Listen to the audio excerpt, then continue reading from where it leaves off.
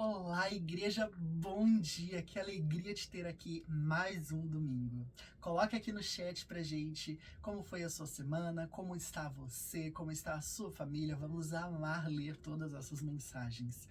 Mas antes da gente iniciar mais um domingo, vamos falar com Deus, porque Ele é o motivo, a razão, a circunstância de estarmos aqui hoje. Então, quero te convidar a fechar os seus olhos e inclinar o seu coração a Ele. Amado Deus, eterno Pai, que alegria abundante em meu coração de poder falar do Teu Evangelho para tantas vidas. Que alegria abundante em meu coração poder aprender mais de Ti semana após semana. Que alegria abundante em meu coração, Senhor, poder sentir a Tua presença e ter a certeza de que vidas estão sendo transformadas, casas estão sendo restauradas pela Tua mesma presença. Senhor, eu te peço que o mesmo Espírito que está reinando aqui possa reinar em cada lar, cada família aqui representada hoje através desse vídeo.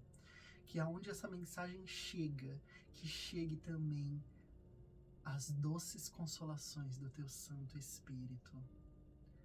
Senhor, eu te peço que hoje venha ser um dia de cura, um dia de restauração, um dia de milagre, um dia de mente aberta, que possamos sair daqui hoje entendendo quem Tu és mais ainda.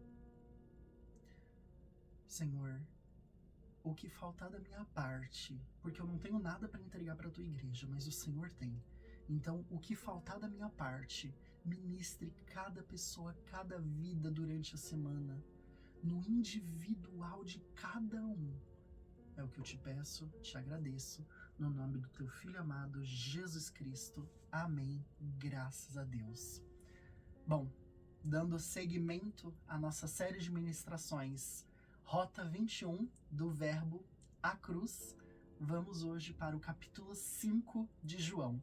E você que gosta de fazer anotações, o tema da mensagem de hoje é Filho de quem? E vamos ler e mergulhar bastante aqui no capítulo 5 de João, do verso 1 ao verso 19.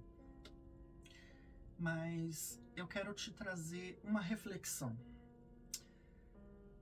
Existem lugares que deveriam ser casa de misericórdia, mas acabam se tornando depósito de dor.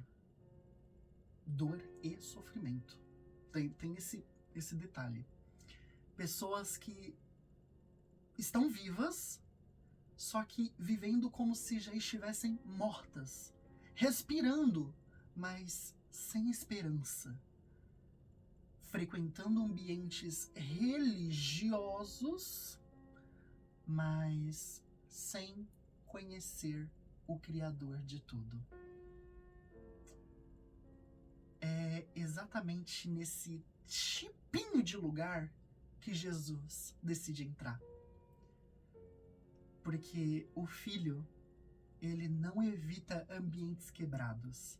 Ele invade lugares onde o sistema falhou. Eu sempre faço uma citação do C.S. Lewis. E vieram me perguntar, por que você fala tanto do C.S. Lewis? E eu trouxe uma frase hoje que foi a porta de entrada que fez eu me apaixonar pelas frases dele, pela história desse homem. C.S. Lewis disse uma vez que o Filho de Deus tornou-se homem para possibilitar que homens se tornassem filho de Deus. E a pergunta de hoje não é apenas sobre cura, não é apenas sobre milagre, mas é sobre a mensagem central de hoje. Ok? Você quer apenas que Deus resolva a sua vida? Ou você quer viver como filho? Para pensar, para se questionar. A gente começa, então, a nossa história aqui no verso 1 ao verso 3, onde a gente vai encontrar Jesus. Eu amo esse nome. Jesus entrando em uma espécie de tanque, um ambiente onde tem um tanque, tipo uma piscina, chamado Tanque de Betesda. E em sua tradução livre, Betesda significa Casa de Misericórdia. Curioso que não acontece tanta misericórdia assim ali dentro, mas hoje decidiu acontecer uma misericórdia, porque Jesus decidiu entrar ali naquele lugar. Então, pensa em um prédio, e no centro desse prédio tem tipo uma piscina. Pois bem, Tanque de Betesda. E do verso 1 ao verso 3 vai contar que o ambiente era abandonado. Era um local de doenças terminais, de desesperança, de dependência do sistema. Historiadores indicam que havia uma concentração muito grande de pessoas enfermas, com situações assim impossíveis de resolver, doenças terminais. E o engraçado é que Jesus decide entrar justamente nesse lugar. Um lugar onde a medicina não resolveu, um lugar onde a religião não restaurou, um lugar onde a sociedade esqueceu. A palavra-chave aqui é misericórdia. Deus, ele não espera ambientes perfeitos para agir. Grava isso. Se você vai fazer anotações, grava isso no seu bloquinho de notas. Deus, ele não espera ambientes perfeitos para agir. Até o final da mensagem, eu quero que você grave isso na sua cabeça. E aí, do verso 5 ao verso 6, vai contar a história, uma breve história, no caso, de um homem que estava há 38 anos tendo uma identidade de dor. Entre centenas de pessoas ali, Jesus, ele vê uma pessoa específica. Se coloque no lugar dessa pessoa. 38 anos.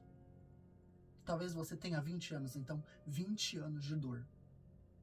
Talvez você tenha 40 anos, 40 anos de dor. Jesus, ele vê uma pessoa se destacar nessa multidão, aonde tinha uma identidade construída na incapacidade, uma rotina baseada na sobrevivência e uma esperança terceirizada. E aí Jesus, ele demonstra, assim, um alto nível de humor. Todo mundo ali precisava de cura. E aí Jesus pergunta: queres ser curado? Eu imagino real a cara desse homem indo no chão, falando: não, Jesus, não, imagina, tô aqui jogando truco, baralho, tô aqui, ó, fazendo aposta, tô aqui, só passeando, vivendo a minha vida aqui, ó, tranquila. Lembrando que nesse momento esse homem não conhecia Jesus ainda. E aí, do nada, chega um homem misterioso, sabemos que é Jesus, mas o homem não, então chegou um homem misterioso para você. Então, eu sei que você tá aí com seus 30 e poucos anos. Você quer ser curado mesmo? Mas quer mesmo? Isso mostra muito do humor de Jesus. E engraçado que não é falta de empatia. É uma pergunta que confronta a mentalidade da pessoa. Jesus hoje, ele confronta a sua mentalidade. Você quer de fato ser curado? Você quer de fato ser usado por Deus? Você quer de fato receber o Espírito Santo? Você quer de fato tal coisa? Porque uma coisa é você querer, outra coisa é você querer de fato. Você consegue entender? Você consegue prestar atenção aqui? E a palavra-chave disso é confronto. Grave essas palavras-chave. A gente vai ver logo em seguida, no verso 8 e no verso 9, Jesus curando este homem. E o engraçado é que ali tinha uma piscina. Então Jesus, ele poderia o quê? Usar água. Não, Jesus não usou água. Naquela época existiam rituais. Jesus poderia acender uma velinha assim e fazer um mega ritual. Não, Jesus não fez um ritual. Existiam religiosos do lado de fora do prédio. Jesus, ele poderia fazer um processo religioso ali, como algumas igrejas, pegar a mão, colocar assim a mão na cabeça, fazer um exorcismo, balançar para cá. Não, Jesus, ele não usou um processo religioso. Ele apenas usou palavra. Quando a Bíblia fala que a palavra liberta, a palavra cura, a palavra salva, Jesus é a palavra. E a palavra-chave aqui é identidade, porque o Filho não carrega recursos, ele manifesta a própria natureza de Deus. Do verso 10 ao verso 13, acontece algo incrível. Porque o mandato criacional diz que o homem governa a criação, mas não domina outro homem.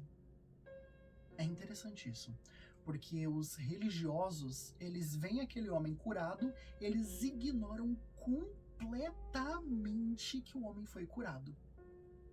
E eles se atentam a um pequeno grande detalhe. Não, você está andando com uma maca, porque o homem pegou a maca dele e saiu andando. Pegue sua maca, ou seja, a palavra que Jesus liberou sobre a vida dele. Pegue sua maca, viva a sua vida. Não peques mais, não viva mais assim dessa forma. Pipi, você está curado em nome de Jesus. Beijo. E aí, aqueles homens, aqueles religiosos, eles se atentam nesse pequeno grande detalhe. Um homem andando com uma maca num sábado.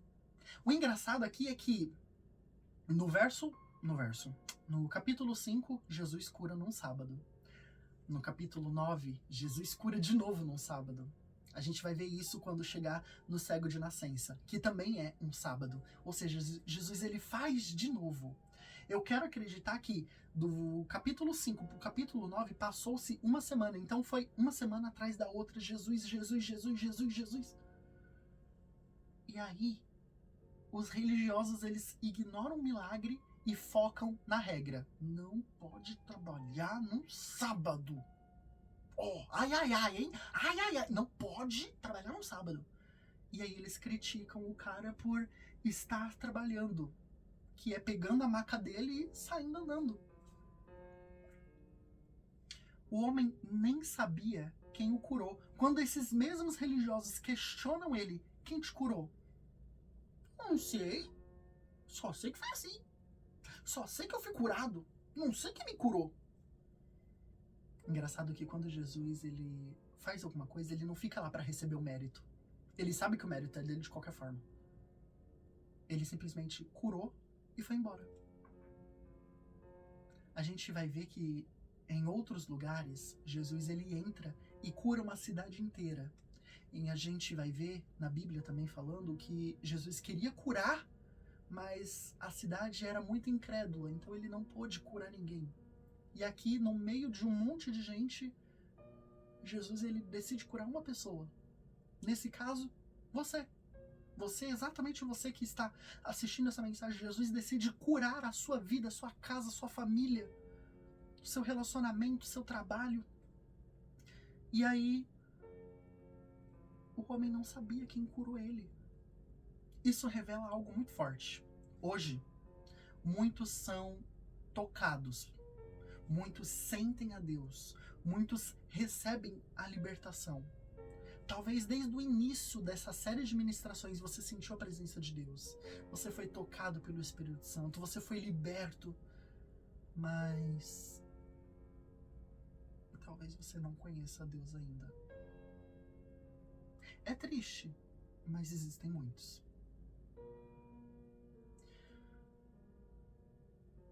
Conhecer Deus não é sobre você ter informações sobre Ele.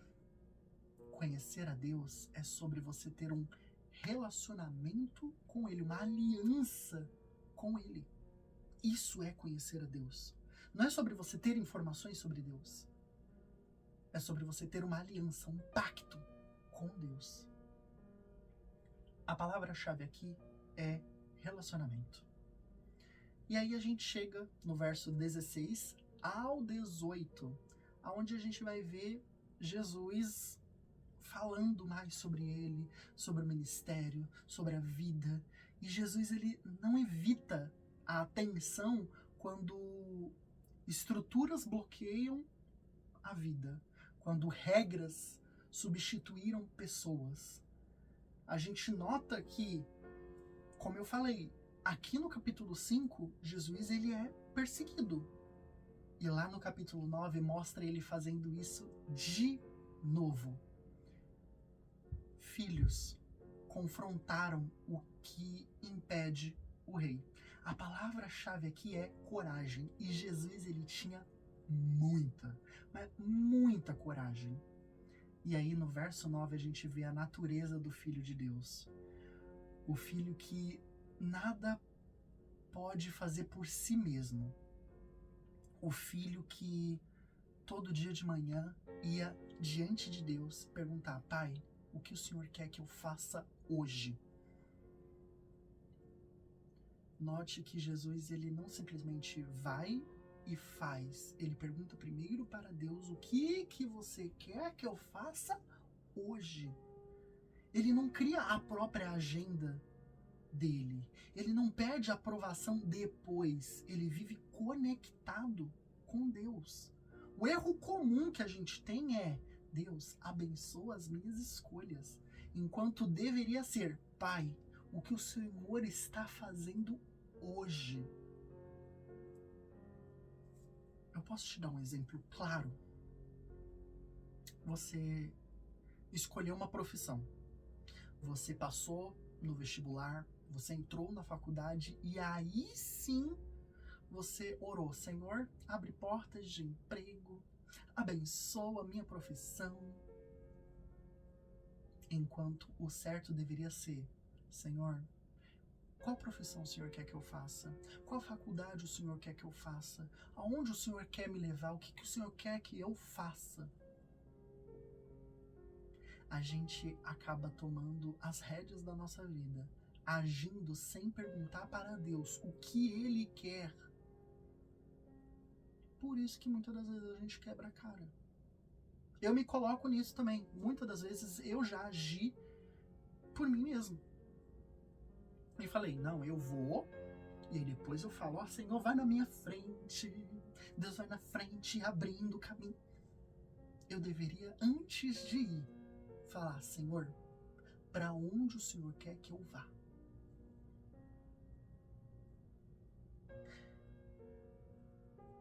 Jesus, ele não se movia por pressão. Jesus, ele se movia por propósito. A gente vem aprendendo nessa série de ministrações sobre propósito. Você conseguiu identificar já qual é o seu propósito? Você já parou para perguntar, dobrar os seus joelhos, falar: Senhor, qual é o meu propósito? Me mostre o meu propósito. Ou você está ainda guiando sua vida com as suas próprias mãos? Começa a se questionar. Porque aqui Jesus ele cura um e não cura os outros. Ou seja, ele não se move por demanda. E aí Deus manda ele para uma cidade, como eu mencionei, e cura uma cidade inteira. Jesus ele queria entrar em uma outra cidade, mas a incredulidade daquela cidade não permitiu. Jesus ele não se move por demanda, por pressão. Ele se move por propósito. E por que a gente não é assim? A palavra-chave aqui é propósito. É propósito. E aí eu quero que você grave isso na sua cabeça. Jesus ele não veio apenas resolver problemas. Ele veio ensinar as pessoas a como viver como filhos. Sempre que a Bíblia for falar que o Filho de Deus, Jesus ele não está falando dele. A Bíblia também não está falando necessariamente de Jesus. Ele está dando um exemplo claro de como que é o comportamento de um filho. Então, quando a Bíblia fala, porque o Filho de Deus se moveu por propósito, o Filho de Deus orava todas as manhãs.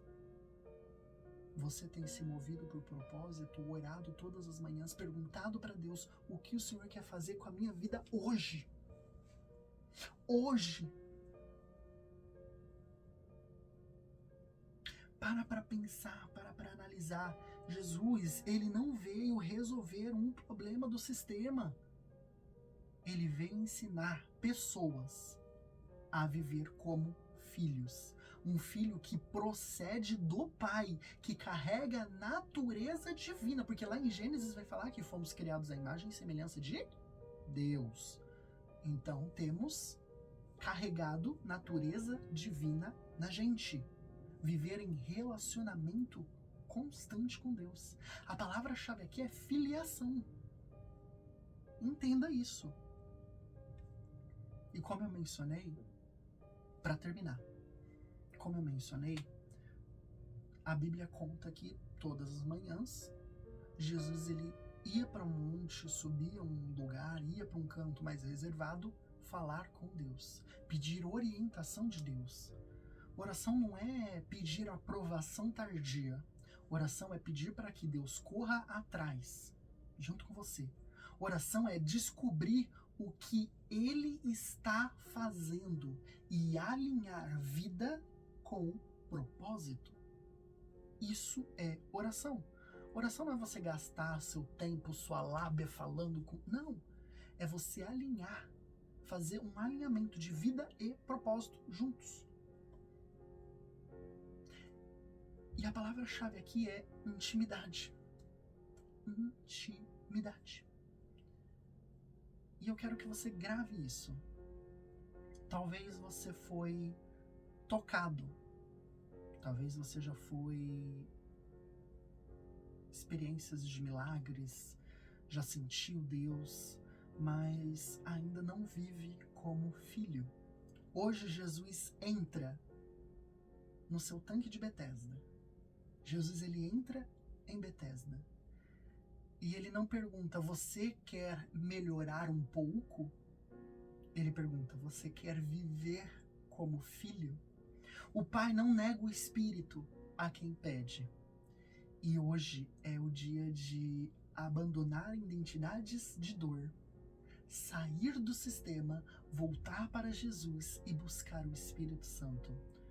Porque milagres mudam momentos, mas a filiação transforma destinos. Então, se você entendeu que Ele pode hoje entrar aí na sua casa, no seu lar, e te curar, te resgatar, te salvar, te guiar. Você entendeu nessa manhã hoje isso. Você está pronta para viver isso.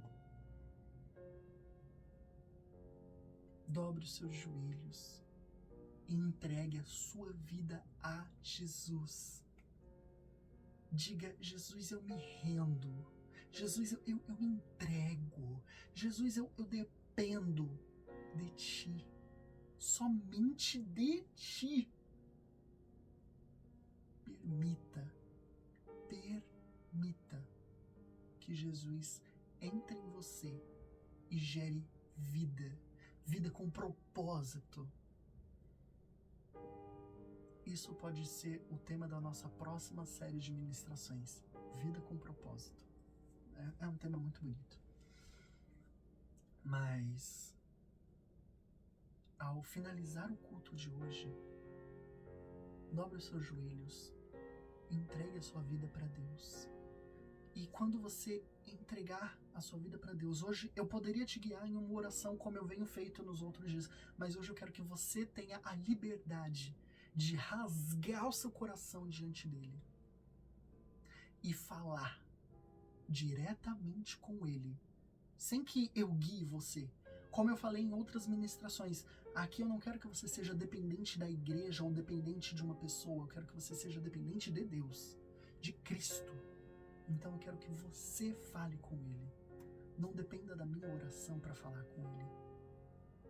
eu quero convidar você hoje a dobrar os seus joelhos e falar diretamente com Ele. E permite que Ele guie a sua vida. E depois que você fizer essa oração, se você quiser um acompanhamento mais de perto, tem um link aqui embaixo chamado Eu Decidi Seguir a Jesus. Nós gostaríamos de conhecer você. Nós gostaríamos de orar por você, de estar com você. Saiba que você não está sozinho. Você tem uma família em Cristo, para caminhar junto com você, para estar junto com você. E creia que será uma bênção. Para finalizar, quero que você seja abençoado. Quero que você tenha uma semana abençoada. A gente se vê na próxima mensagem. Em nome de Jesus Cristo.